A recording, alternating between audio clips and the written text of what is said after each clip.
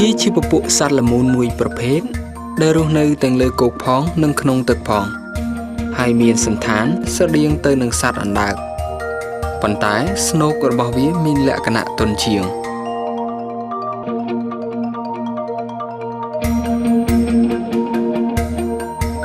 ក្នុងការចិញ្ចឹមកន្ធាយគេត្រូវចំណាយទុនគួរសមទៅលើការទិញចំណី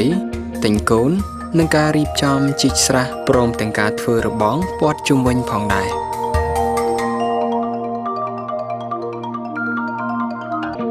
មុននឹងអាចទទួលបាននូវទិន្នផលត្រឡប់មកវិញគេត្រូវចំណាយពេលដើម្បីសង្កេតតាមដាននិងការវិវត្តរបស់វា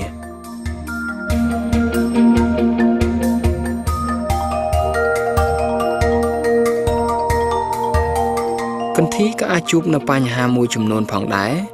ដូចជាការខាំគ្នាដែលបង្កឲ្យមានរបួសឬដំបៅ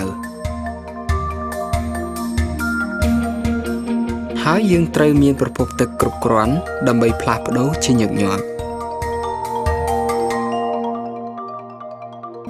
រីឯចំណីរបស់កន្ធាយគឺមានត្រកួននិងត្រីស្រស់តូចៗ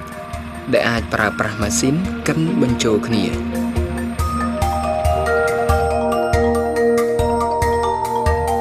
លោកម៉ាស៊ីណេនៅស្រុកខ្សាច់កណ្ដាលខេត្តកណ្ដាលដែលជាអ្នកចិញ្ចឹមសត្វកន្ធាយដ៏ជោគជ័យម្នាក់បានបញ្ជាក់ថាខ្ញុំសូមផ្ដាំផ្ញើទៅប្រជាពលរដ្ឋទាំងអស់ដែលមានបំណងចិញ្ចឹមកន្ធាយនេះសូមតំណាក់តំណងមកខ្ញុំបាទនឹងជួយផ្ដល់បច្ចេកទេសនិងលក់កូនពូជឲ្យក្នុងតម្លៃថោកសមរម្យឲ្យហើយបើសិនជាបានផលមកវិញរកទីផ្សារមិនបានខ្ញុំនឹងទទួលទិញវិញក្នុងតម្លៃមួយដែលខ្ពស់ហើយបើសិនជាបណ្ដាភោជនីយដ្ឋានទាំងអស់ដែលចង់ទិញសាច់កន្ធាយខ្ញុំយកទៅលក់នៅក្នុងភោជនីយដ្ឋានសូមតំណាក់តំណងមកខ្ញុំបាទនឹងដឹកដល់ជូនដល់ទីកន្លែងតែម្ដងព្រោះនៅភ្នំពេញខ្ញុំមានដេប៉ូមួយបាទជាការងាយស្រួលណាស់ហើយតម្លៃក៏មិនថ្លៃដែរក្នុង1គីឡូខ្ញុំលក់ជូនតែ$10ឲ្យហើយបើសិនជាដេប៉ូយើងអាចនិយាយតម្លៃគ្នាវិញទៀតបាទអាចតថ្លៃគ្នានិយាយទៀតបើអ្នកណាដែលទិញដុំច្រើនបាទហើយកន្ធាយខ្ញុំបាទដែលចិញ្ចឹមនេះបូកសរុបទាំងអស់ប្រហែលជា10ជាង10000ក្បាលបាទតាំងពីកន្លែងនេះនិងកន្លែងកំពង់សោមទៀត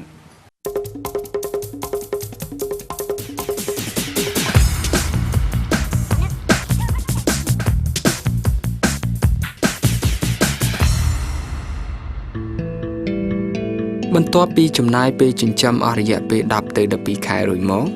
យើងអាចចាប់កន្ធាយយកទៅលក់នៅលើទីផ្សារ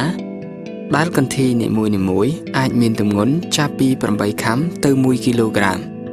ហើយកន្ធាយ1គីឡូថ្លៃដល់ទៅ$10ទៅ$15ឯណោះជាក់ស្ដែងដូចជាបងប្រុសមួយរូបដែលជាអតិថិជនម្នាក់ក្នុងចំណោមអតិថិជនដែលតែងតែទិញសាច់កន្ធាយសម្រាប់ហាងរបស់គាត់បាននិយាយថាបាទភាគច្រើនទាវចូលមកហាងនេះគេចូលចិត្តញ៉ាំកន្ធាយហ្មងគេអាចយកធ្វើបានជា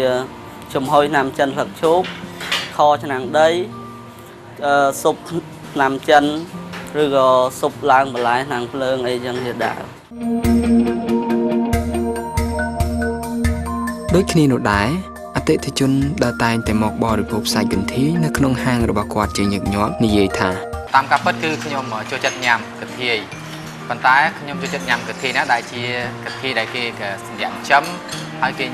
យកមកលក់ទីផ្សារដើម្បីធ្វើម្ហូបហើយយើងញ៉ាំប៉ុន្តែបើកន្ធាយនៅតាមព្រៃភ្នំអីខ្ញុំមិនអាចញ៉ាំបានទេពីព្រោះយើងជួយអភិរក្សពីព្រោះខ្ញុំគិតថាសាច់កន្ធាយវាមានអត្ថប្រយោជន៍ច្រើនសម្រាប់ខ្ញុំគិតថាវាជួយដល់បើកម្លាំង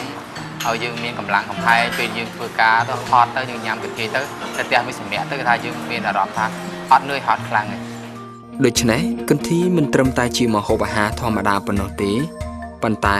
វាថែមទាំងជាអាហារដែលពៅសុខភាពយើងផងដែរហើយដើម្បីបំពេញនៅតម្រូវការរបស់ប្រជាពលរដ្ឋ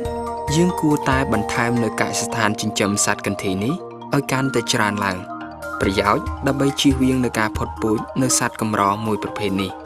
ឲ្យនៅគង់វង្សនិងអាចឲ្យកូនចៅជំនាន់ក្រោយបានស្គាល់បន្តទៀតផងដែរ